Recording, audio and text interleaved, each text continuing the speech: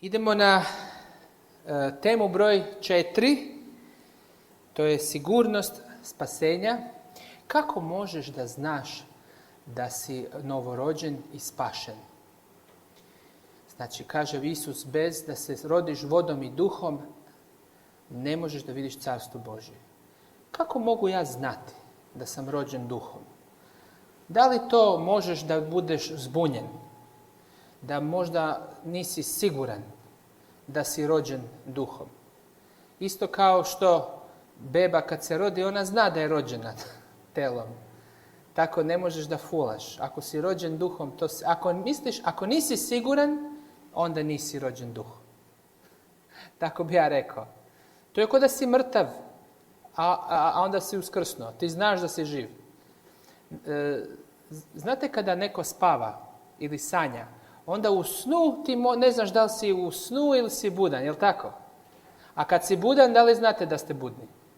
Ko od vas ovdje ne zna da je budan? A kad sanjaš, onda ponekad ne znaš, ponekad znaš, je li tako? Zato što sanjaš. Pa nije jasno. Tako je i sa duhovnim rođenjem. Kad si ti duhovno rođen, ti točno znaš da si duhovno rođen i da si spasen. Tu nema nikakve sumnje. O tome ćemo sad proučavati. Daj da se prvo pomolimo.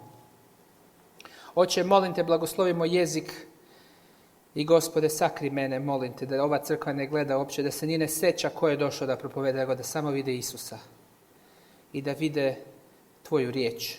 Šta ima za njih, da im kaže, za njih osobno, svako od njih. Gospode, ti hoćeš svaku osobu ovdje da zagrliš.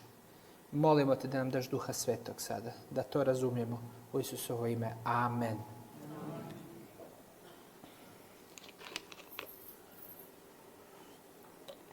Mi smo imali jednu avanturu ovo popodne. Brat Veli me je uzeo da ti pokažem romsku crkvu u Skoplje. Ja, ajde da vidim. I onda me odveo tamo, pa smo išli malo da misioniramo kod nekih Roma, da se molimo sa nekim ljudima s kojima oni proučavaju. Pa mi onda pokazao svoju velike zvučnike, pa je pustio hrišćansku muziku u romskom naselju, svi gledaju ovako.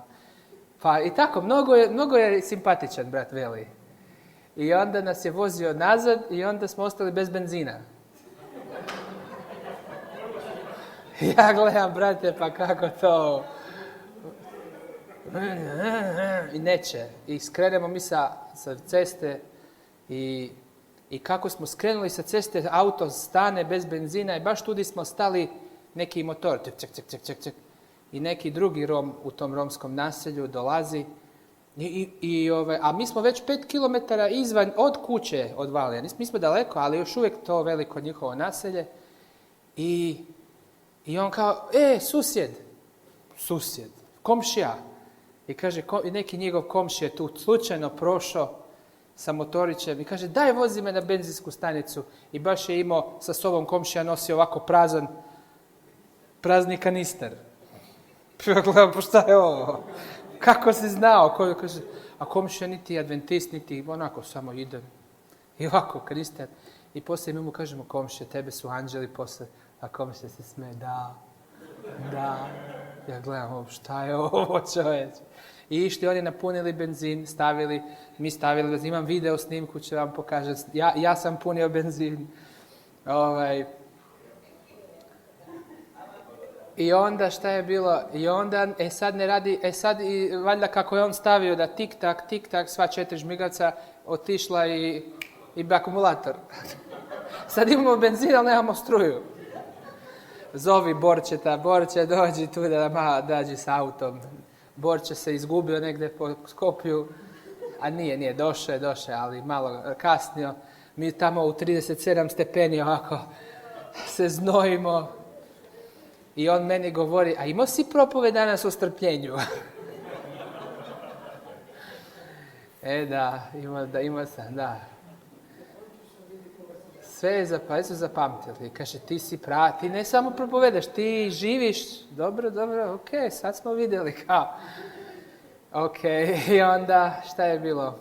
I onda je došao Borče i 2 brata. Da. I onda su dali nam struju i krenuli smo nazad, smo se vratili. Evo, hvala Bogu. Hvala Bogu i na tome. Nikad ne znam. Ali u međuvremenu smo razgovarali duhovne teme i tako. Hvala Bogu na tome. Tako da sam imao divnu avanturu danas. Da. Ok, idemo sada na prezentaciju Sigurnost spasenja. Da li znate ko je ova osoba na slici? Ko je ovo? John Wesley, poznati engleski reformator koji se rodio 1700. godine. On je bio anglikanski pastor i verovao je u Isusa i bio je anglikanski svećenik i završio je teologiju na Oxford univerzitetu. On zna Bibliju. On kao Nikodem, sjećate se Nikodema. I onda je John Wesley hteo da bude misionar, imao je 30 godina. I bio je jako pobožan. Pobožan je bio, on je verovao u Boga. Svaki dan je išao da pomaže udovice, da pomaže siromašnima sa svojim bratom Charles Wesleyem. Oni su posle započeli metodistički pokret. Odakle Ellen White došla iz metodističke crkve. I onda, ali sad u tom trenutku, još to nije bilo to. On je bio anglikanski pastor i sad on hoće da bude misionar. I otišao je na brod i sa brodom su plovili iz Engleske u Ameriku, u državu Georgia u Americi, gdje je bilo američke kolonije, jedno naselje u Savannah, Georgia, i tamo je htio da propoveda Indijancima, da bude misionar i da bude pastor lokalne crkve tamo. Tako su ga postavili. I to mu je bilo plaćeno. I John Wesley na brodu plovi on do Amerike. U jednom trenutku došla velika oluja. Velika oluja. I brod se uljuljao i voda je počela da ulazi u brod i svi su mislili da će da pomru. Bilo je velika oluja, slomilo se jedan jarbol, sve je počelo da voda ulazi, ljulja se, svi povraćaju već, i to 3 dana, i sad već gotovo, mislite, već su izgubili svaku nadu da će da se spase. I John Wesley, kako tako, išao na jednom kraju broda, išao je tamo da se pomoli i da kaže: Bože, evo gotovi smo, umiremo. On je otišao u utrobu broda i u utrobi broda vidio je 50 njemačkih protestanata koji su se zvali Moravljani. Oni su nasljednici od Jana Husa. Znate ko je bio Jan Hus? Protestantski reformator koga su katolici spalili na lomači. To su bili Moravljani iz istočne Njemačke, iz Češke. Oni su pričali njemački. Oni su htjeli da budu misionari isto u Americi. Oni su otišli u Ameriku da budu misionari. A ti Moravljani na brodu, oni pevali pjesme. I ništa se ne boje ove oluje. A John Wesley gleda i te Moravljane i kaže: pa kako vi se ne bojite? A svi Englezi viču: spasi Bože! A ovi pjevaju mirno. Žene, deca, svi lijepo, mirno. Kaže: pa zar se ne bojite da umrete? A oni kažu: ne, već smo umrli ovo jutro. Što? Kaže: već smo umrli sebi ovo jutro. Mi smo mrtvi, nemamo što da se bojimo. Isus živi u nama, a kaže: Bog nam nije dao duh straha, kako kaže stih. Koji je to stih? 2. Timoteja, kako kaže Biblija, oni su njemu citirali. Kaže: ne smijemo da se bojimo. Ko se bojimo, nismo obraćeni. Jer nam Bog ne dade koga? Ne dade duha straha, nego sile i ljubavi i čistoće. To nam je Bog dao, taj duh. A zašto ti imaš strah ako si hrišćanin? On kao, ma ne, da, strah. I oni su njega tako, I onda, a ko su bili ti Moravljani? I uglavnom, posle, oni su se molili i brod je ipak preživio. Oluja je stala za nekoliko sati poslije toga i brod je nekako uspio da doplovi do Amerike. I tu je John Wesley bio misionar 2 godine i nije niti jednog krstio, niti jednog Indijanca. Tu je imao neku devojku, kao hteo da bude s njoj muž, ona ga je prevarila, ili ne prevarila, nego udala se za nekog drugog. On je bio jako razočaran i bio je, i kaže, i onda je vratio se nazad s brodom u Englesku i kaže, ja sam došao da obratim Indijance, a ko će mene da obrati? Došao sam da obratim Indijance. A ko će mene da obrati? On je shvatio da je on bio cijeli život uveren u istinu, ali ne i obraćen. Duh Sveti nije kontrolirao njegovu hipotalamus. Nije kontrolirao njegovu hipofizu. Duh Sveti nije kontrolirao njegov adrenalinske žlezde, nego telo je bilo živo. Duh Sveti nije, kaže, zakucao telo na križ. On je imao strah, on je imao zavist, on je imao sve tjelesne želje, ali je bio vjerovao da je u Boga. I mnogi tako žive. Uvjereni. Tako kaže Pavle u Rimljanima 7. Kaže, ja znam šta je dobro, ja znam šta kaže zakon, ali ne mogu da radim to. Ne mogu, nemam snage, to ja sve što ne hoću, ja to radim. To je uveren čovjek, ali neobraćen. Neispunjen Duhom Svetim. A ko su bili ti Moravljani, da vam kažem? Ovo je pastor, moravljanski pastor, Peter Boller. On je došao iz istočne Njemačke i ti Moravljani su imali veliko probuđenje.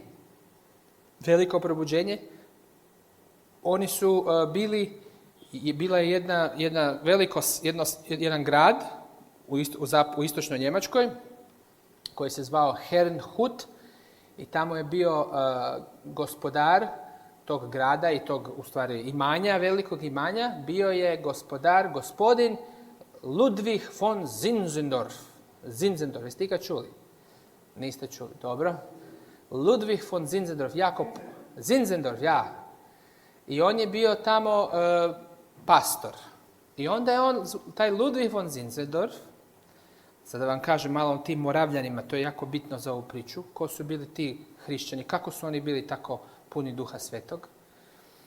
On je pozvao sve progonjene hrišćane iz Europe da dođu kod njega. Pa ove Husite iz Češke, Moravljani su došli kod njega.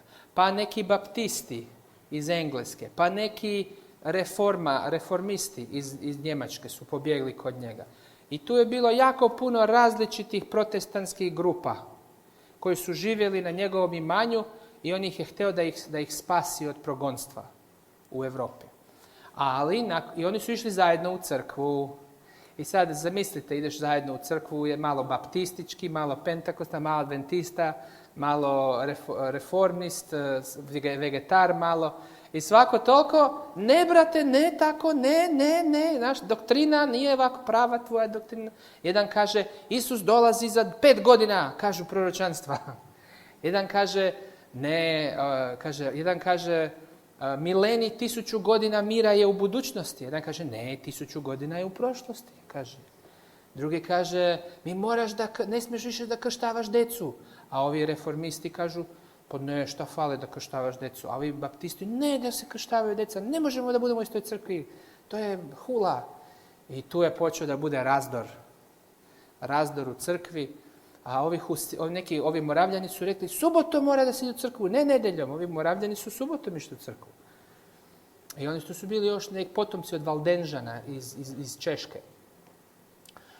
I tu je bio razdor u crkvi, oni su se svađali i onda je Ludwig von Zinzendorf rekao, dosta, nema više da se svađamo, idemo svi u crkvu i samo molitva, u crkvi ovako. Dođemo u crkvu, pevamo pesmu i propovedamo, molimo, prvo ovako, samo se molimo.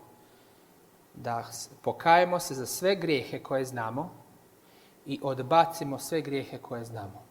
To će biti sve što ćemo da se molimo. I ne samo nedeljom, nego svaki dan. Doći ćemo u 7 ujutro u crkvu i svaki dan zajedno ćemo se molimo sat vremena da nam Bog otkrije grijeh, da nas osvjedoči i da nam da silu ljubavi za Krista da odbacimo taj grijeh. I to će biti naša molitva. Dok to ne postane realnost u našem srcu. I oni stvarno, dobro. I oni su se tako molili 1 mjesec, 2 mjeseca, 3 mjeseca, 4 mjeseca, 5 mjeseci. Nakon godinu dana, 12 mjeseci, i došli su u jednom trenutku, čuo se huk vjetra. Došli su odjednom plameni jezici na njihove glave. I oni počeli da pričaju stranim jezicima. Ali ne blablabla. Ne. Kaže jezik i on kaže to je jezik Indijanaca u Americi. Ja moram da idem u Ameriku da propovedam Indijancima. A ovaj kaže jedan, a ja sam dobio jezik robova u Americi, crnci robovi koji mora da ih obratimo. I oni svi puni Duha Svetog i prihvatili su subotu, ne da se krštavaju djeca, mileniji u budućnosti. Doktrina je sama došla. Doktrina je, sve im se iskristaliziralo, zato što kad Duh se kaže, i Duh će vas uvesti gdje? Šta kaže Biblija? U svaku istinu. Je li tako? Jer molite se za Duha, Duh vas odvede u svaku istinu. Tako kaže. I oni, dok su bili ispunjeni Duhom Svetim, oni su rekli, mi idemo misionari. Oni otišli iz Njemačke, našli brod u Hamburg i na brodu sreli koga? John Wesleya. I onda su njemu propovedali da se obrati, da on nije pravi kršćanin. I onda su mu rekli, John Wesley, da Bog nam nije dao duh straha, nego duh ljubavi i sile i čistote. I on je rekao, pa onda ja nisam hrišćanin. Pa ja sam mislio da sam ja hrišćanin. Oni su ga pitali, John, da Isus sada dođe, da li bi išao na nebo? On je ovako zastao. Ne ideš. Kako možeš da zastaneš? Duh Sveti ne govori tebi u srcu tata. Aba, oče. A ne. A onda su mu išli, pa su mu čitali citat iz Rimljani 8.16. Su mu čitali, moraš da se obratiš, moraš da se novo rodiš. Rimljanima 8.16, ovo je bio citat. Pitali su ga, John, da li Duh Sveti svedoči tvome duhu da si dete Božje? Da li imaš svedočanstvo duha? Kaže, nisam nikad čuo za to, šta je to neko svedočanstvo duha. Ovo neki New Age, šta je ovo? Njemu je to bilo čudno. I onda oni njemu pokažu stih. A Duh Božji svedoči našem duhu da smo deca Božja. Kaže, ne primiste duh ropstva, nego primiste duh posinačke, znači da si postao sin, posinjenje. I taj duh svedoči našem duhu da smo deca Božja. I kaže, znači imaš svjedočanstvo, od Duh Sveti svedoči našem duhu. I onda je on gledao, kako to? Da Bog može da nam da u našem umu svjedočanstvo, da ja u svojem srcu imam nešto da mi Duh kaže da sam ja spasen? Da. Jedno kaže, aba oče. Kaže, vi ćemo tata. I tu nema ono tata, ne znam da li ću ići na nebo. Tata, čim je tata, onda ideš na nebo. Nema šta da te neko pita, ideš na nebo? Ne znam. Ne. Ko da pitaš moju malu curicu, da li je dojčin tvoj tata? Ne znam. Zna mala moja da ko je tata. Zato što ima tatu, zato što ima odnos s tatom. Da kažeš, evo, da pitaš, evo daj telefon, zoveš moju curicu i kaže, hoće doći tata iz Makedonije će doći tata iz Makedonije u Pulu da te zagrli. Šta ona? Ne znam. Pa naravno da će doći. Ona zna da tata dolazi. Da li će tata da te uzme u Ameriku? Pa da. Zato što ima tatu. A mi kad smo bez Duha Svetog, mi nemamo ono što smo ovo jutro govorili, mi nemamo onda tu novu prirodu. Mi nemamo da je Duh stvorio nove sinapse u našem mozgu. Mi to nemamo bez Duha Svetog. I onda kao, a ne znam, onda smo otuđeni smo od Oca. Mi smo otuđeni od Oca. I sad kaže, i oni su tako propovedali Johnu Wesley. I onda John Wesley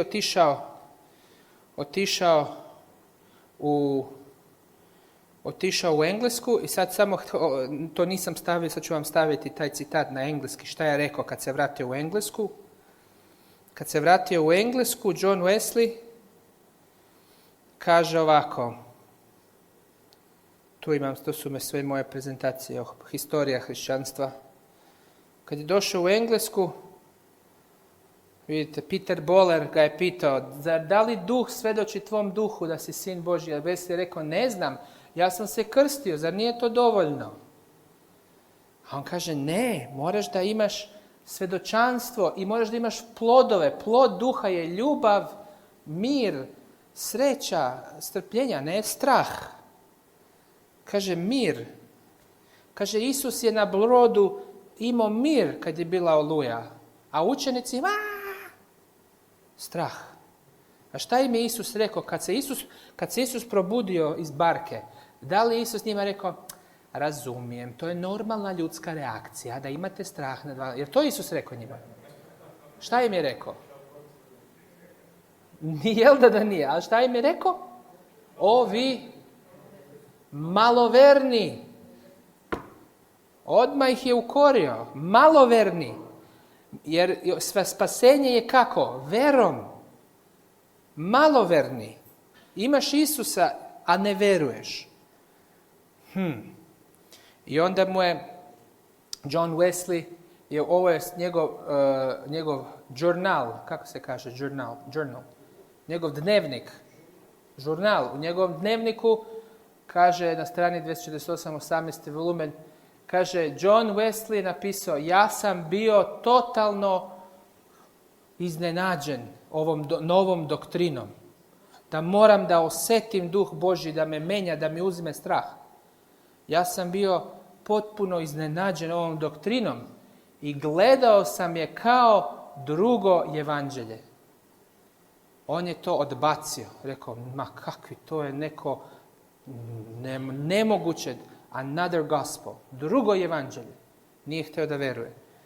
I onda je se vratio u Englesku i tamo u Engleskoj je bio jako depresivan. Nije mogao da se otrgne od te misli kako su oni ti Moravljani bili tako duhovni i tako ljubazni i tako bez straha. I tako, oni kad su išli, oni su obratili Indijance. A ja nisam niko, oni su išli kod robova. I tamo gdje su ovi robovi radili. I onda su počeli da govore jezikom tih crnaca robova iz Afrike. I onda mi ovi belci su govorili, beži, nemoj da pusti moje robove da rade, maknite se vi, šta vi tu propovedate evanđelje. A oni su rekli, jel možemo da i mi radimo? I onda su se prodali, ali za ništa, ne morate da platite. Oni su se prodali u ropstvo, da mogu da rade pored crnaca, da im propovedaju o Isusu. I obratili su stotine crnaca. Tu je, znate, u Americi jaka crnačka crkva. Od tuda počinje crnačka crkva, Black Church. Od Moravljana koji su išli na otok St. Thomas, na Jamajku, St. Kitts, u Georgiju i Pensilveniju i tamo su oni počeli misionarstvo sa crncima. Znate vi to? Amen, braćo i sestre. I tako je počeo to. I onda ne samo to, nego su John Wesley nije mogao da se otrgne tome. Onda je on išao u njihovu crkvu. Ide u anglikansku crkvu, ide u onu veliku St. Paul Church Cathedral u Englesku, u Londonu. Tako je to velika crkva, ko ova vatikanska. Velika, onda on dođe u tu crkvu. Samo neka forma, liturgija. Onda on svako toliko ovako ode kod tih Moravljana u crkvu, a oni puni duha, čitaju, jedan brat se diže propoveda, drugi brat se diže propoveda, vatra Božja među njima, oni se krštavaju Englezu, oni gleda čoveče, šta je ova crkva? U Londonu bila moravska crkva. I on gleda kakva je to crkva, čoveče. Ali nije mogao da to prihvati. Pa ne mogu, pa ja sam hrišćanin. Pa ne mogu ja sad da budem savršen. Šta sad ovi tu govore? Da ja moram da imam neki nivo posvećenja. A oni kažu ti nisi niti obraćen. A kamoli i posvećenje? Kaže ti nisi niti obratio se još. I ovaj gleda. I onda je kaže, danas možete da idete u London i u Londonu ima jedno mesto, ovako velika statua vatre, gdje je po prvi put John Wesley osjetio Duha Svetog. To se zove Aldersgate Flame. To sam bio s grupom, sada prije mjesec dana smo bili u Londonu, išli smo da vidimo tu crkvu moravsku gdje je bila. I šta je bilo? On kaže ovako, uvečer otišao sam u tu moravsku crkvu jako depresivan. Nisam htio da idem. Kao unwillingly, kaže unwillingly, kako bi to preveli? Bezvoljno sam otišao u moravsku crkvu in Aldersgate Street, gdje neko je čitao uvod u Luterovu komentar knjige Rimljana. I tamo oko četvrtinu, i sad Luter govori kako je vjera, Duh Sveti, Luter govori o Duhu Svetom, kako kroz vjeru ljudi čine dobra djela i kako ne možeš da razdvojiš plodove duha od vjere. Kao što ne možeš da razdvojiš vatru od topline. I oni to čitali. I onda dok je jedan čitao i objašnjavao je promjenu koju Bog radi u srcu kroz vjeru u Krista, odjednom sam i ja osjetio toplinu u mom srcu. Kaže, odjednom sam ja osjetio nešto u mom srcu, u mojoj duši neka ljubav za Boga se stvorila. I on je ovako, tata, desilo mu se. Znaš, I felt in my heart strangely warm. Kaže, čudno mi se zagrejalo srce. Kaže, ja sam osjetio po prvi put da ja stvarno verujem sada Kristu. I ne bojim se više. I Kristu samo verujem na spasenje i dobio sam sigurnost da sam spašen. Da je On uzeo moje grehe, očistio me od greha i spasio me od zakona greha i smrti. Dobio je sigurnost. Jer prije nije bio siguran. Kaže, da li ćeš biti spašen? Ne znam, možda hoću, možda neću, ne mogu da kažem. A Moravljani su njemu govorili, moraš da znaš. Ako imaš Duha Svetog, ti znaš, ti osjećaš, kao da si živ. A on to nije mogao da veruje. I onda je došao tamo i onda kako je jednom Duh Sveti mu je dao osjetio je oproštenje Isusovo. I osjetio je ljubav Isusovu. I srce mu je došlo ovako zagrijao i rekao, i dobio je sigurnost da ga tata voli, da mu je oprošteno i da je spasen. I dobio je sigurnost. I tu je počeo metodistički pokret. Onda su njegov brat je isto se obratio 2 dana prije. Onda nakon toga, 2 dana nakon toga, išli su ti njegovi drugari, kaže Mr. Hall, Hinching, Ingham, Whitfield. Znate ko je Whitfield? George Whitfield, najpoznatiji propovednik u Engleskoj, u celoj historiji. Charles Spurgeon i George Whitfield. To je bio drugar od Wesleya, George Whitfield. George Whitfield, Hutching and my brother Charles Wesley, they were present. Oni su bili prisutni na našoj Love Feast, to je kao večera gospodnja u Feather Lane, oko 60 druge braće. U 3 ujutro, kaže u 3 ujutro, mi smo se molili do 3 ujutro za izlivanje Duha Svetog. Oko 3 ujutro, dok smo mi se molili, bili u molitvi, sila Božja je sišla u crkvu. Tako jako je sišla u crkvu da su mnogi počeli da viču od slava Bogu, slava, oprošteni su mi gresi, slava, osjećam da mi Isus ljubi po prvi put. Kaže, oni su počeli da viču, znate Englezi da viču. Znači Englezi, you want a cup of tea? Znaš, a oni odjednom počeli da se deru, ne da se deru, nego da slave Boga sa jakim glasom. I kaže, sa velikom srećom, kaže, sreću jer smo osjetili Isusa. I kaže, mnogi su pali na zemlju od Isusovog prisustva. Bum! Mnogi su pali na zemlju. Ellen White poslije pokazuje, ona kad se obratila na zemlju, pala, nije mogla da se digne. Pala na zemlju. Kaže, onda nekog vremena smo se podigli i sa zemlje, kao što je Daniel pao na zemlju. Sjećate kad je vidio Isusa? Nakon nekoliko trenutaka, toliko smo bili iznenađeni što je sila Božja ušla ovako u crkvu. Da prisutnost Božje slave je došla kod nas. Mi smo počeli da pevamo sa jednim glasom. Slavimo te, o Bože, priznajemo te, ti si Gospod. I tu je počeo metodistički pokret. I onda su oni, svi ti metodisti, išli u crkve da govore o tome kako ne samo da forma u crkva, samo da imamo bogoslužje, nego moramo da se pokajemo za sve grijehe, odbacimo sve grijehe, da može Duh Sveti da uđe u srce, da imaš ljubav za tatu. A ovi anglikanski svećenici kažu, ma beži bre iz crkve, daj tamo, beži. Samo ti nastavi da znaš, da onako liturgija. Beži, oni su ih poterali iz crkve, oni su rekli, onda su oni propovedali po ulicama, metodisti, onda su oni išli na brda, pa su propovedali na brdima o sigurnost spasenja, moraš da imaš assurance. Ako nemaš assurance, nisi spašen, ti moraš da tražiš tu sigurnost. I onda znate onu pesmu, Blessed assurance, Jesus is mine. Znate tu pesmu? Kako mi kažemo na makedonski? Sigurnost. Istina krasna. Vidiš kako loš prevod. Kaže, blessed assurance, blagoslovljena sigurnost, spasenje. Jesus is mine. Oh, what a foretaste of glory divine. Kakav predukus slave na nebu. Kaže, ti moraš da osjetiš slavu nebesku ovako u srcu malo, prije nego što dođeš na nebo. To je tako ide pesma. A tu pesmu su metodisti napravili. To je ona slepa metodistkinja Fanny Crosby. Ona je tu pesmu napisala. Blessed assurance, Jesus is mine. I to je priča o metodističkom pokretu. A Ellen White isto tako govori, kad je bilo njeno vreme, kaže, Božja sila je se spustila na nas kao u vrijeme pedesetnice. I 5-6 nas su pali na zemlju od Božjeg sila, od Božjeg duha. I roditelji su se pokajali svojoj djeci, i djeca su se kajala svojim roditeljima, jedan drugom.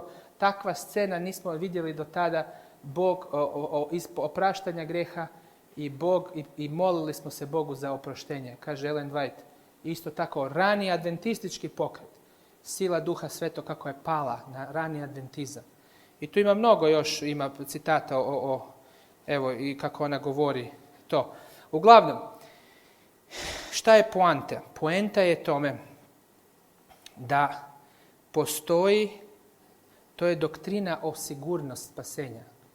Sigurnost. Kaže, ako mi svoje grehe priznamo, on je veran i pravedan da oprosti naše grehe i da nas očisti od svake nepravednosti. Da li vjerujete u to? Da li vjerujete da Isusova ljubav može da vam dotakne srce? I kaže Rimljanima 8.16, to je duh, a vidite kako Ellen White to govori o toj doktrini. Kaže ovako, to je pismo 52, 1824. Kaže, kada Krist prebiva u duši, ta činjenica ne može da se sakrije. Jer je on poput izvora vode koji izvire u život vječni. Zaista šta? Šta piše? Ne čujem. Osjećamo šta? Krista u duši. Prisutno. Da li, brate i sestre, osjećaš Isusa Krista prisutnost u duši? Da li želiš da osjetiš Isusa Krista u duši? Ali naš mir je poput rijeke, imamo dubok osjećaj Božje ljubavi i počivamo u njegovoj ljubavi. Nijedan jezik to ne može opisati, to je izvan spoznaje. Kaže, mi smo jedno s Kristom. Naš je život sakriven u Kristu. Ti više nemaš da se bojiš. Da li si spasen, da li nisi. Nemaš ti duh straha. Imamo sigurnost da kad se pojavi onaj koji je naš život, tada ćemo se i mi preobraziti sa njim u slavi. Sa snažnim pouzdanjem možemo Boga zvati svojim ocem. Da li živjeli ili umrli, mi smo Gospodnji. Njegov nas duh čini sličnim Isusu u temperamentu i raspoloženju i mi predstavljamo Krista drugima. To je ono kako kršćanin tako izgleda, na taj način. Tu su još drugi citati biblijski. Idemo u Galačanima 4.6 koji govore o tom iskustvu. Iskustvu kad Duh Sveti dođe, onda Duh Sveti odmah zakuca grešno telo na križu. I ti to osjećaš, da imaš duha, imaš silu da pobjediš grijeh. Ti to osjećaš. Kaže ovako, i budući da ste sinovi, posla Bog šta? Duha sina svog u gde? U srca vaša koji viče, Aba oče. Nisi više rob grehu, nego sin. A ako si sin, nasljednik si Božji kroz Isusa Hrista. Onda imamo drugi citat, 2. Korinčanima 1.22. Šta kaže? Kaže, Bog nas je zapečatio i dade nam zalog duha u srca naša. Šta je ovo zalog duha? Kako se kaže zalog na makedonski? Zalog. Znate šta je zalog? Ja sam radio kao turistički radnik i ja sam morao da prodam ekskurzije za brod turistima. I tako sam zaradio za moj doktorat. I svako leto sam radio u Hrvatskoj kao po plaži. Prodavao sam karte turistima za brodove. Dobio sam rak kože, tu nisam, šalim se, ali bilo mnogo sunca, mnogo vruće. I sad ja bukiram te ljude i onda oni kažu da, idemo na ekskurziju, sviđa mi se Brijuni, nacionalni park, da vidimo Titovu vilu, da vidimo zebre, tamo kod Tita, Nojeve, slona, Titovo slona, sve da vidimo. Ja njih napišem kartu, dam im kartu, a oni meni daju šta? Zalog. Ne plate cela karta košta 30 eura, a oni meni neće da mi daju sve, to će da ukrade ovaj, ali mi daju 10. I ja uzmem 10. I šta ja imam sad? Ja imam zalog. I 10 njemu, cela obitelj 40. I onda oni će sigurno da dođu na ekskurziju, da ili ne? Će da dođu. Nikad niti jedan turist da mi da 40 eura obitelj pa da ne dođe. Nikad. Uvijek su došli. To je jako retko da ne dođu. Znate šta to znači? Bog je nama dao šta? Zalog. Kaže, ja ću da Isusov dolazak, da vam platim punu kartu. A sada vam dajem zalog. Ali zalog, kad su oni meni dali zalog, da li ja mogu to da opipam? A? Da ili ne? Da, vidim da ima zalog. Tako i Duh Sveti. To nema šta da ti misliš, da li ja to imam, da li ja to nemam. Ti znaš da imaš zalog i ti imaš sigurnost da će da dođe Isus Krist, da će da ti dođu na brod. I tako i Bog kaže, dade zalog čega? Šta je stavio? Duha Svetoga u srca naša. A šta radi Duh Sveti? Vidite Galačanima 5. Duh Sveti kaže, rod je duhovni, odmah ti da šta? Ljubav. Ljubav za koga? Samo za drugare? Za koga? Za neprijatelje. Sjećate se ovo jutro što smo pričali? Isus kaže, ljubite s koga? Neprijatelje. Jer drugare su, mi danas ni drugare ne ljubimo, ali ajde, drugare ljubiš, jer on ti kaže, čao, mi smo si dobri drugari, ali ovdje kaže ljubav, radost, mir. Kada te progone na poslu, pa ti ne daju subotu, pa ne možeš da nađeš posao, a ti šta? Pa panika, ne, Bog mi ne da posao. Jel to mir? Jel to mir? Ne, on kaže mir. Kaže mir vam da. Strpljenje. Da li imamo strpljenje, braćo i sestre? Kad nas neko živcira, Ne, ali kaže, ali duh, kad Duh Sveti dođe, kad Duh Sveti dođe, onda da strpljenje, onda dobrotu, milost, vjera, krotkost, uzdržljivost. Na to nema zakona. Duh Sveti, kada Duh Sveti dođe u srce, Duh Sveti potpuno menja čovjeka. I čovjek je drugačiji. I to je onda i ima. Znači, kako možemo da znamo da imamo sigurnost da smo spaseni? Kaže ovako, dokaz. Kaže, imam unutarnje svjedočanstvo da Isus dođe sada, ja sam siguran da bi bio spašen. Rimljanima 8.16. Duh svjedoči tvom duhu da si sin Božji. Amen? To je broj 1. Ali broj 2. Volimo svih, čak i neprijatelje. Zapovijesti Božje šta? Nisu teške. Nije ti teško zapovijest. Čim ti je zapovijest teška? Nema Duha Svetog.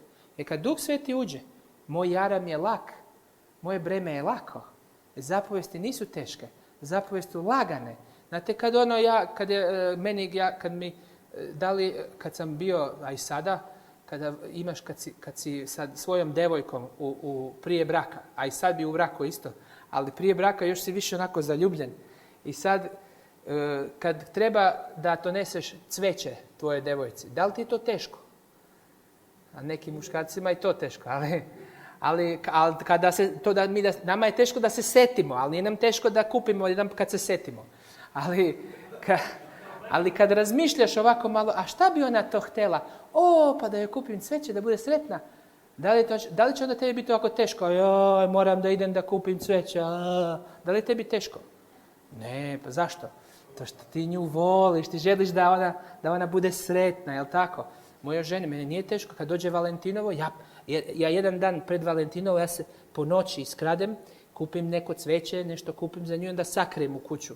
Onda drugi dan ona gleda, si zaboravio, šta? I onda kaže, dobro, nema veze, to Valentinovo nije bitno da ja zvadim iz ormarčeta. Ne, ali nije mi teško. Zašto mi nije teško? Pa zato što ljubim ženata, ljubim tu ženu, jel tako?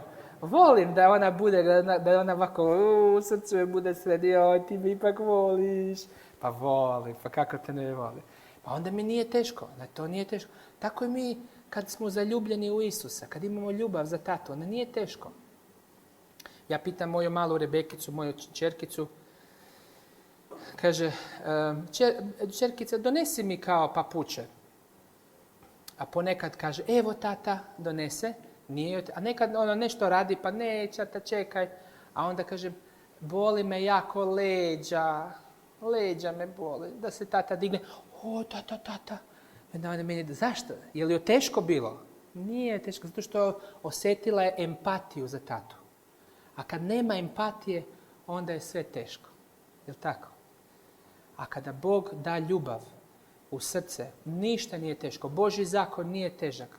Niti jedna zapovijest nije težak. Sve zapovijesti, kaže, ovaj zapovijesti Božje su život. Amen? Život zapovijesti Božje.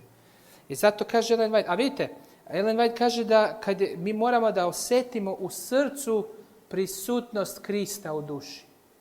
Moramo da osjetimo prisutnost. A mnogi kad to čitaju ovaj citat, kažu, šta je to neka emocija, jel da? Kažu, to neka emocija.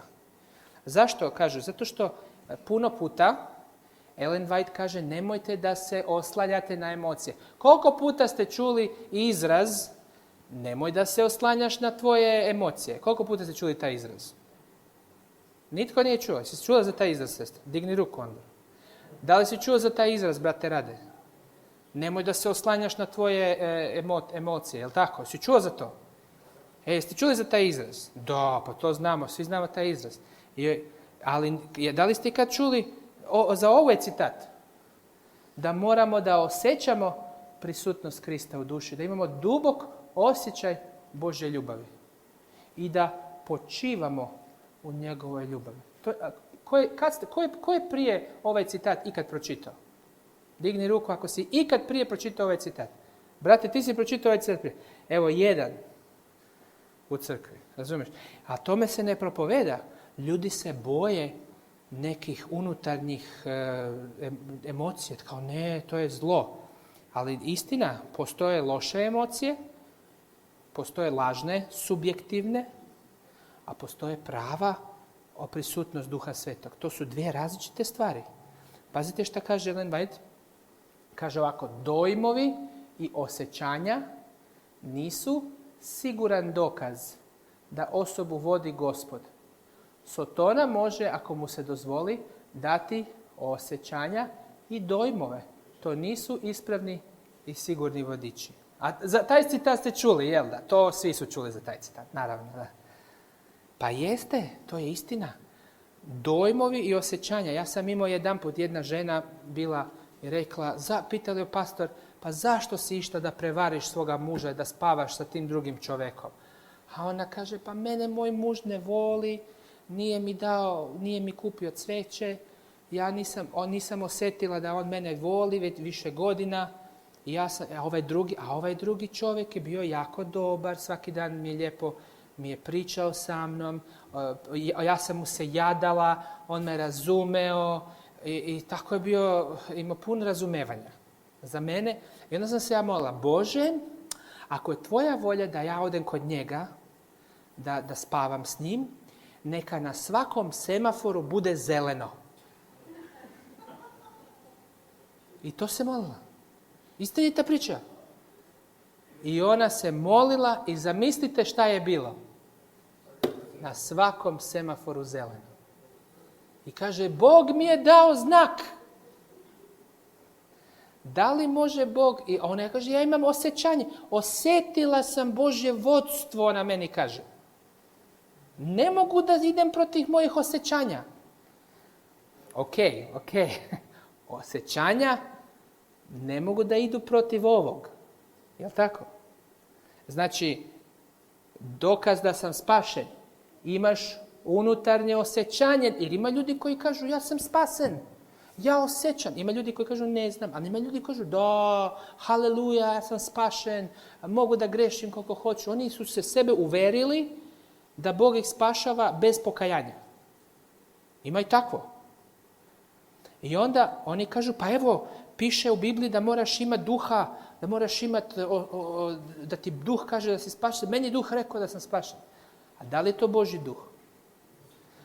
Može da bude Božji duh, može da bude sotonski duh. Ali kako znamo razliku? Kaže ovako, da li u isto vrijeme šta? Čuvaš koga? Zapovesti Božje. Ne mogu tvoja osjećanja da idu protiv zapovesti. Da li ti voliš da evangeliziraš? Da li ti voliš neprijatelje svoje? Kaže, ova žena nije voljela svog muža. Znači, nije samo unutarnji osjećaj. Da, Duh Sveti kad dođe, on da unutarnji, ali to nije samo unutarnji osjećaj. To je osjećaj kao osjećaj ljubavi za Boga i ljubavi za zakon i ljubav za plodovi duha. Ti osjetiš u sebi da ti imaš sada ljubav za neprijatelj, ljubav za radost i mir i krotkost i samosadržljivost i da ljubiš zapovijesti Bože. Ti sad ljubiš zapovijesti. Ti imaš sad ljubav. Ja kad sam se obratio, ja sam onda išao da spavam na vreme, a prije sam išao spavati u 2 ujutro, znaš, baš briga, ja na kompjuteru do 2 ujutro, a poslije meni je Bog dao kad sam se obratio, pa nemoj uništavaš si mozak. Ja imam sad ljubav za moj mozak, ljubav za Boga Oca, ne želim da njegov hram uništavam. Ja odmah sam počeo naspavati u 10 sati. I ja se onda budim u 5 ujutro, ovako sam se budim, popijem vode i jedva čekam da se probudim, da mogu da još malo da pročitam. Tek sad mi je Bog dao prorok Habakuk, da vidim šta kaže. Prorok Zofonija. To mi je dao Bog interes, uživanje. Ja sam znao da to nije sotonski duh. Razumeš? Znači nije to samo emocija. To imaš Duh Sveti kad ti se javi, onda ti da sve tvoje unutarnje želje budu u skladu sa Božjim čime? Božjim zakonom. Amen? Božjim zakonom. I onda šta sam još? Kad sam se obratio, došao sam u svoju sobu i ovako sam došao u moju sobu, ja sam bio student. I u mojoj sobi moja roba sva razbacana, moje knjige razbacane sve, krevet nesređen. Ja kad sam ušao u moju sobu nakon tog molitveni čas gdje me Isus zagrlio, gdje sam osjetio Božju ljubav prvi put, vratim se u svoju sobu. Kako je ovo soba gadna? Odmah, ali nije mi bilo teško. Pun ljubavi i ja hoću da popravim krevet, da bude lep, ravan, da mogu anđeli da sednu. Ja ovako moju robu lepo složim i nije mi teško. A prije sam bio lenj. A sad nije mi teško. Cap lepo stavim. Kako će da mi bude uredna soba. Da dođem da imam mir. Mir Božji. Kad dođem u sobu da mi bude mir. Znate ta? A to prije nisam imao. Bog mi je ovako okrenuo mozak. U jednu noć. I ja gledam. I onda si mislim u sebi. Pa ovo nisam ja. Ovo više nisam ja. Ovo neko drugi u mom mozgu koji mi tako daje. To Isus živi u meni sad. I onda poslije toga isto tako, da. I znači, i onda nisam više, prije sam se bojao da idem da evangeliziram, da idem da delim knjige. Kad mi je rekao pastor, idemo da delimo knjige, ja moram nešto drugo da radim. A sada, kad mi je rekao, bio jedan put pastor, idemo štand da radimo knjige, ja odmah, gdje? Koje knjige? Ja odmah, nema problema, ja ću da sednem i sve ljudi, neću da ovako prolaze neki ljudi, ja skrivam pogled. Ja ovako gledam da vidim da li Bog radi na tom čovjeku. Želim da vidim tvoje oči, da ti pokažem da te volim. I odmah sam spreman. Totalno drugčiji duh. I točno znaš da li si obraćen ili nisi. To su dve različite osobe. I Mene samo treba neko da pošalje. Mene da neko kaže Dojčin, dođi tu u Makedoniju, sedi tu u Skoplje, stani, evo daću ti knjige, stani tu nasred ulice i deli knjige. Samo neko da mi kaže, ja ne idem nigdje da me niko ne pozove, jer neću sam da se guram. Ali samo da mi neko kaže, evo ti knjige, idi. Idem, ja jedva čekam. Jedva čekaš, brate, da ideš da deliš literaturu. Jedva čekaš da radiš, da ideš, da pomažeš, da čistiš, da pomažeš nekom za zdravlje, za evangelizaciju. Tebi nije teško. Kad je neko obraćen i ima Isusa u srcu, njemu nije teško. Ništa to nije teško. Kaže ovako, 2. Korinčanima 5, šta kaže? 2. Korinčanima 5.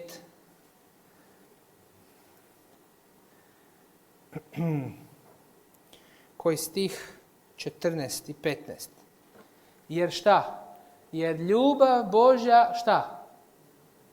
Nagoni nas. Ljubav Božja nagoni nas. Mi ne možemo da stanemo ako imamo ljubav Božju. To su dokazi. Znači ne samo,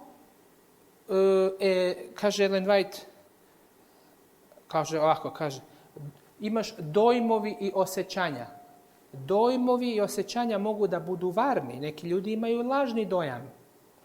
Da li tvoj dojam i osjećanje da si spasen, da li se slaže sa ovim? Da li se slaže sa ovim? Da li se slaže sa ovim? Da li voliš da čitaš Bibliju jutro ili ideš na Facebook? Da li voliš da evangeliziraš? Da li voliš da drugima preneseš radosnu vijest? Znači, taj dojam i svjedočanstvo, unutarnje svjedočanstvo da si spasen mora da bude u harmoniji sa svim drugim događanjima koje se dese. I sa plodovima duha. Amen. I to je dokaz da sam spašen. Kaže Ellen White, ne smijemo da imamo šta? Lažnu nadu. Ima ljudi u crkvi imaju lažnu nadu. Oni misle da su spaseni. Ali da li imaju sve ovo? Da li sve ovo se spaja? Ne možemo imati lažnu nadu. Ako ste danas u pravoj zajednici sa Bogom, spremni ste ako Krist danas dođe. Da vas pitam, da li mi, adventisti, možemo da kažemo, kad te neko pita, da li si ti spašen? Da li mi možemo da kažemo da? A? Verujem da sam spašen.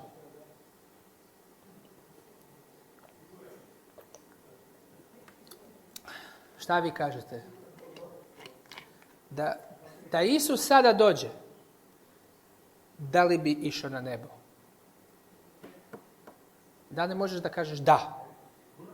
Da li imaš sigurnost? Ako imaš sigurnost, a da li ta sigurnost je u harmoniji sa svime tim drugim? Onda da. Znači, mi možemo da imamo sigurnost, mi možemo da imamo to sigurnost spasenja. Ne možemo. Mi, braćo i sestre, moramo da imamo tu sigurnost. Amen? U Bibliji piše, kogod ima duha Kristova, on je Kristov. Kako ja mogu da znam da imam duha Kristova? Plodovi duha. Duh svedoči našem duhu. Znači, mi moramo da znamo. To je John Wesley propovedao. Da mi moramo da znamo. Ali da li to znači da si sutra sigurno spasen? Znate kako kažu u protestanti u Americi? Jednom spasen, šta? Zauvek spasen. Da li je to istina? Ne. Može da bude, ali nije. Može da bude jednom spasen pa da nikad više ne pogrešiš. Da onda može. Ali mi možemo danas da kažemo. Danas možemo da kažemo.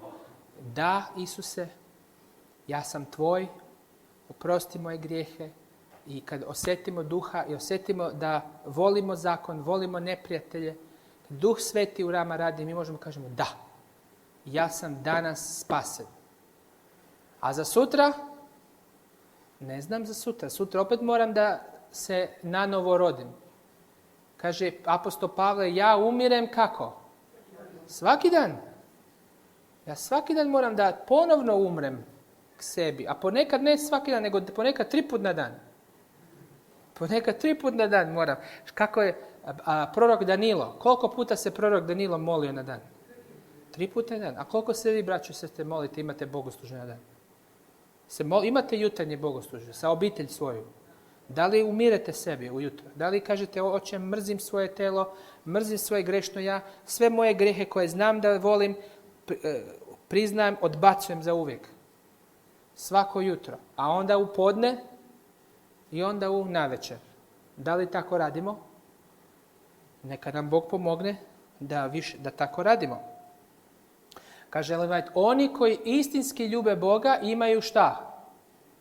Šta imaju? Ne čujem vas? Unutarnji dokaz da su Božji miljenici, da imaju zajedništvo sa Kristom, da su njihova srca šta? Zagrijena žarkom ljubavi prema njemu. Oni koji istinski ljube Boga imaju, znaju. Oni znaju da je Isus u srcu, jer ga vole. A da li mogu da izgubim spasenje? Da li ste sigurni? Da vidimo 1. Korinčanima. Mogu li da izgubim spasenje? 1. Korinčanima 9:27. Šta kaže apostol Pavle? Nego morim telo svoje i trudim se da kako sam drugima propovedao, ne budem šta? Izbačen. Znači, da li apostol Pavle može da bude izbačen iz Kraljevstva nebeskog? Mogu. Da li je apostol Pavle bio spasen? Da li je bio spašen? Halo? Da. I šta kaže? Trudim se da kako drugima propovedam, ne budem sam izbačen. Znači, da li je mogao da pogreši i da ode u greh i da bude izgubljen? Mogo je. Znači, mi možemo da izgubimo spasenje. Imamo neki drugi stih. Hebrejima, da. Jevrejima 10. Vidite ovaj važni stih. Kaže ovako. Ali to kad se namjerno greši. Kaže ovako. Jer kad mi grešimo kako? Kako? Namjerno. Pošto smo primili poznanje istine, nema više. Ko je napravio žrtve za grehe? Ne čujem vas više. Nešto ste se utihnuli. Ko je napravio žrtvu za greh? Isus. Nema više žrtve za grehe. Šta Isus radi na nebu? On posjeduje za nas. On applies. Primenjuje benefit svoje žrtve na tebe. Jel' tako? A kad grešimo namjerno, pošto smo primili poznanje istine, nema više, Isus više ne može da posreduje kad ti grešiš namjerno. Nego šta? Kad sagrešimo namjerno, nego šta bude? Strašno čekanje čega? Suda i revnost ognja koji će da pojede oni koji se suprotstave. Kaže, jer koliko mislite da će gore muke zaslužiti onaj koji Sina Božjeg pogazi i krv zavjeta kojom se osvetio za pogano uzdrži i duha blagodata naruži. Kad mi grešimo, mi naružimo duha. Kaže, strašno je upasti u ruke Boga živoga, ali kaže onda, opominjite se pak, šta? Prvih dana svojih u koje se prosvetli ste i mnogu borbu stradanja podnesoste. Kaže, opomenite se, kaže, pokajte se da se opomenete kako ste prije se posvetili. Znači da li kada apostol Pavle ovdje kaže da kad mi grešimo namjerno, nema više žrtve za greh. Ali da li je to gotovo? Da li si ti sad gotov, izgubljen za uvijek? Kada sagrešiš, da li si izgubljen? Ne, jer šta kaže? Opominjite se prvih dana svojih. Jel može Bog da nam oprosti? Može. Ali vidite, imate sotonsko evanđelje i imate Isusovo evanđelje. Znate šta kaže sotonsko evanđelje? Greši, nećeš umreti. A kad pogrešiš, šta ti kaže Sotona? Sad te Bog neće nikad oprostiti. To je sotonsko evanđelje. Šta je rekao Adamu i Evi? Evo, jedi, nećete vi šta? Nećete umreti. A kad su pojeli, šta su onda? Sakrili su se. Jer su se bojali ga. Zašto su se bojali? Jer su imali strah da Bog dođe da ih ubije. Da im Bog nikad neće oprostiti. To je sotonsko evanđelje. A šta je Isusovo evanđelje?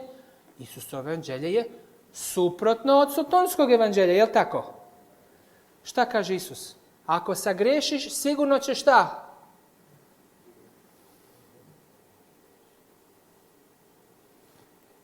Nego strašno čekanje suda. I šta će da bude? Oganj. Ako sagrešiš, šta je posljedica za greh? Je smrt. A ako i ko sagreši, šta? Imamo zastupnika kod Oca. Vidite, potpuno suprotno.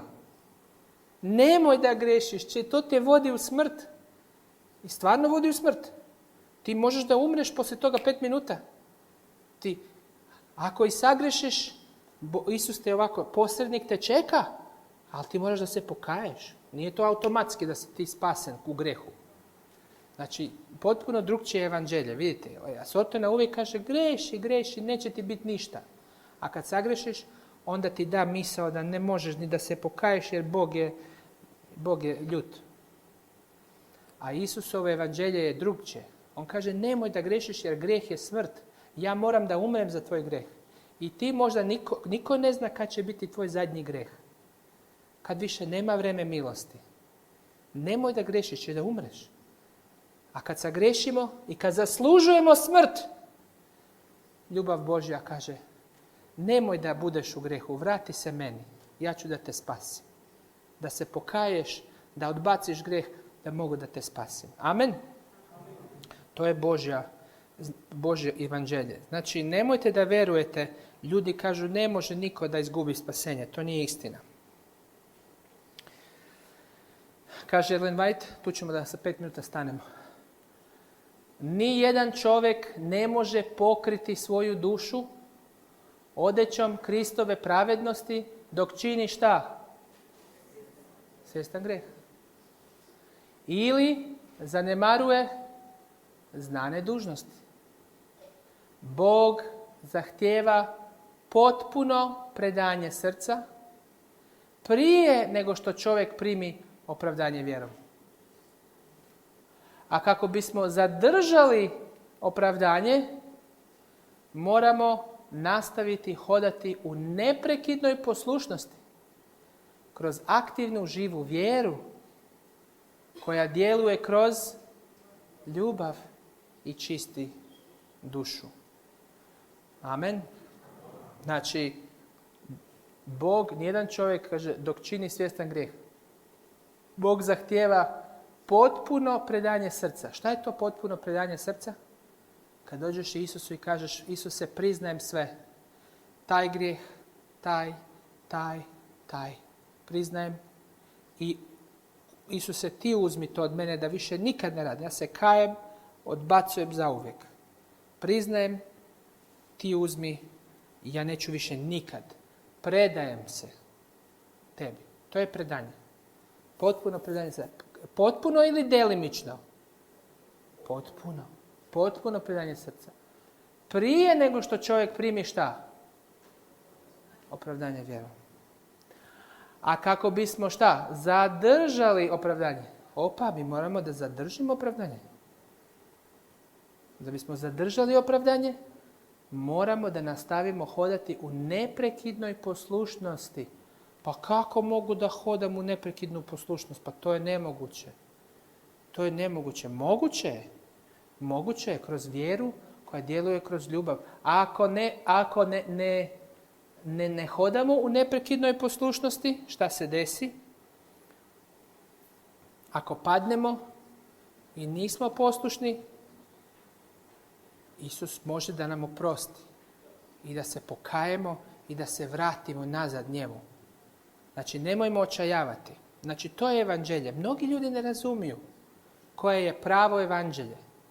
Misle da je pravo evanđelje da kad ja sagrešim, nisam izgubio spasenje. Da li je to istina? Kada sagrešim, da li sam izgubio spasenje kada svjesno grešim? Da ili ne? Koliko od vas misli da nisam izgubio spasenje kad sam svjesno sagrešio? Koliko od vas to misli? Dignite ruku, slobodno. Evo šta kaže, znači nitko, bravo, ovo je dobra, neka dobra crkva. Neka se nitko ne zavarava vjerovanjem da može biti svet dok svjesno krši koliko? Jedan od Božjih zahtjeva. Počinjenje poznatog grijeha ušutkava osvjedočavajući glas duha. I šta? Odvaja dušu od Boga. Grijeh je prijestup zakona i svaki koji griješi nije ga vidio, kao da ga nisi nikad vidio, niti ga je upoznao. 1. Ivanova 3.6. Isus ne može boraviti u srcu koje zanemaruje božanski zakon. Bog će poštovati samo one koje poštuju njega. To je velika zabluda u kršćanskom svetu. Oni misle da možemo da radimo svjestan greh i da nećemo izgubiti Božju prisutnost. Hoćemo. Možemo sa jednim grehom mi izgubimo spasenje. Jedan svjesni greh gubi se spasenje. Kao što su Adam i Eva. Šta mislite kad je Isus došao? Da je Isus napravio jedan greh da je napravio. Da li bi bio izgubljen Isus? Pa onda zašto ne bi mi? Jedan greh. Adam i Eva su napravili jedan griz. Jedan greh nas odvaja od Boga. Ali, da li će Bog pustiti da budemo u tome? Ili nas Bog želi da nas spasi? Da. Znači, iako nas jedan greh odvaja od Boga, Božja ljubav ipak nas želi da nas spasi i od tog jednog greha.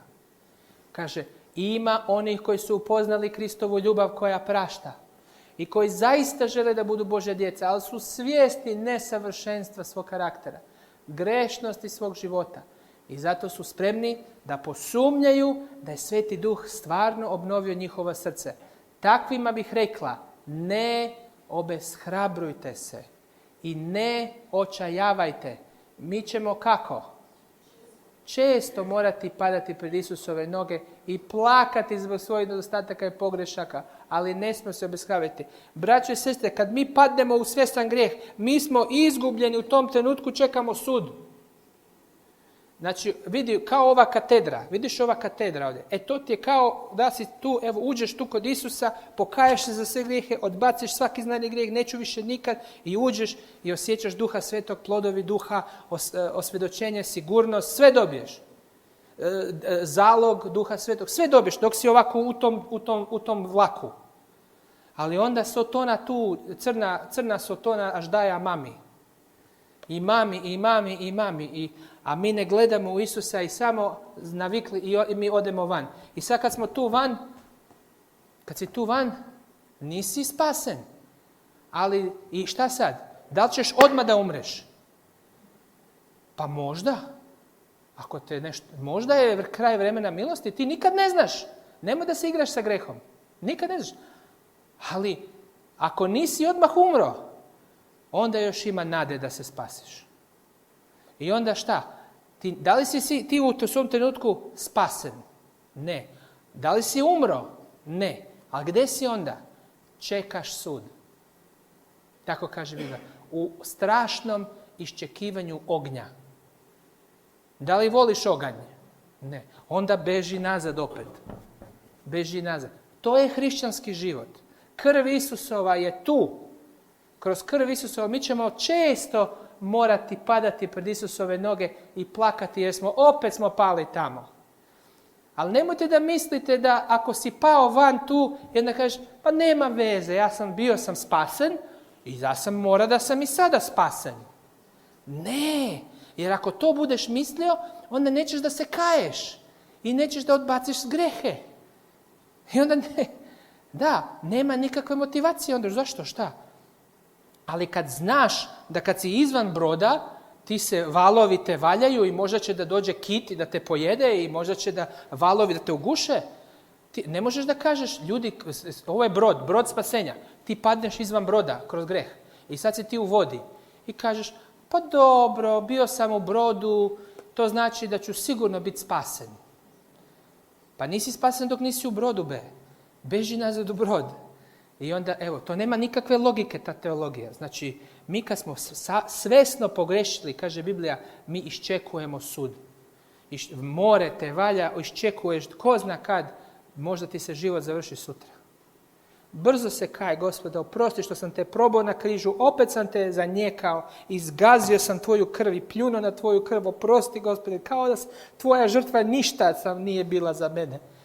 Kajem se, neću više nikad, vrati me nazad Isuse i dođeš Isusu nazad. Amen. I dođeš Isusu. To je spasenje, braćo i sestre. Kaže, jednom spašen, zauvijek spašen. Ne, jednom spašen, drž se za brod, pa možda ćeš da budeš zauvijek spašen. Tako je. Jednom spašen, drž se za brod i bit ćeš zauvijek spašen. Bog kaže, sam Otac vas voli. Ako tko sagreši, ovo vam pišem, dečice, da šta? Da ne grešite. Znači, moguće je da ne grešimo, ali ako iz koji sagreši, to nije Božja volja da grešiš, ali ako i sagrešiš, ako si ispao van, Bog te ovako baca. On baca onaj, kako se zove, pojas. I kaže, hvataj, dođi Kristu. Pokaj se, dođi Kristu.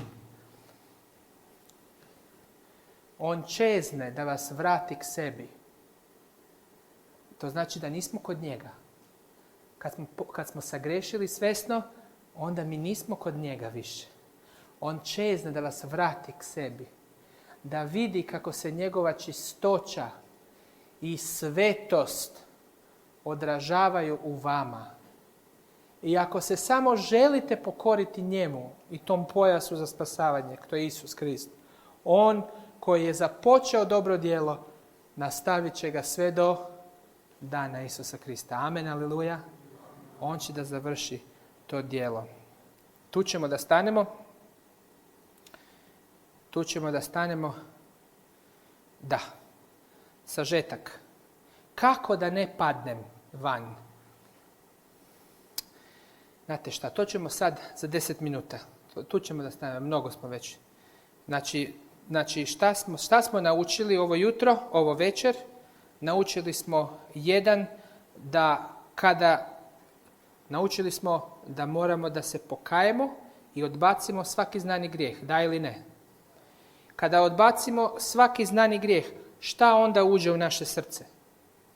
Duh Sveti. Duh Sveti, da li nam Duh Sveti da sigurnost? Da, svjedočava nas i sigurnost spasenja. Amen. Da li ta sigurnost spasenja se izgubi ako namjerno sagrešimo opet? Da. A da li Bog želi da nas, može opet da nas spasi? Da, evo, to je pravo evanđelje. To je pravo evanđelje. On voli i čezne za vas, ali Isus nije došao da nas spasi u grehu, nego je došao da nas spasi od grijeha njihovih. To piše, znate gdje to piše? Ko zna gdje to piše? Matej, da. Matej 1. glava, zna pastor. Matej 1. glava, 21. stih. Kaže, pa će roditi sina i nadeni mu Isus, jer će on izbaviti svoj narod, šta? Od greha njihov. Ne kaže niti da će nas izbaviti od smrti. Ne piše da će nas izbaviti od smrti. Da li su apostoli umrli? I kako su umrli? Cak.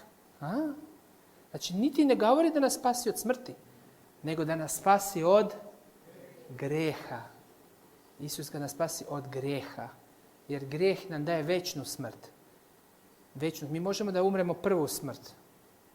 Ali druga smrt je večna smrt kada smo u grijehu.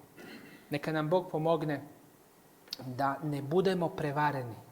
Da verujemo u sigurnost spasenja, ali ne izvan broda, nego samo u brodu. Amen. Samo u pokajanju. Možemo da se pomolimo. Dragi Isuse, hvala ti što si nam dao duh proroštva i Bibliju jasno kažu da nemamo zabludu, da kad svjesno grešimo da mislimo da ne treba da se kajemo, da smo dalje spaseni. Molim te, Gospode, da nas izbaviš cijelu našu adventističku crkvu od te fatalne zablude koja je došla i koja se sada širi po crkvi. Molim te, Isuse, daj nam Svetog Duha da znamo da ako svjesno grešimo, mi ispadamo iz broda. Ali, Gospode, molim te da znamo i da ti, Gospode, iako smo ispali iz broda, ti i dalje hoćeš da nas vratiš nazad i da nas spasiš. Da je tvoja ljubav je velika da nas spasi i čeka, mnogo dugo milostivo čeka, ali ne možemo da budemo u brodu sa grehom. Tvoja ljubav je velika, ali ne podnosi grijeh, jer grijeh jest odvajanje od Boga. Znači, ne može Božja ljubav da podnese kada čovjek sam se odvoji od Boga i baci se iz broda. Zato te, Gospode, molim da ne verujemo u tu laž, nego da verujemo u istinu. U Isusovo ime. Amen. Amen.